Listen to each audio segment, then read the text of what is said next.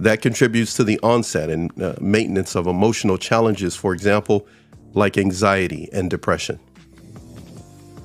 Navigating our emotions is one thing. Putting our emotions, as it were, in a corner filled with stress is a whole nother thing. Well, we need to give consideration to point number 2, making unfair comparisons.